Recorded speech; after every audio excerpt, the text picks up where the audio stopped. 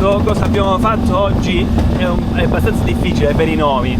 Comunque abbiamo lasciato Nakhon Phanom, che era la città dove eravamo ieri, sempre nel nord della Thailandia, e siamo arrivati a Muang Kan e stiamo andando a visitare. In questo momento siamo proprio nella giungla, abbiamo preso un pick up e stiamo andando a vedere un serpente che si è trasformato in pietra perché si è innamorato di una donna umana e quindi è stato maledetto.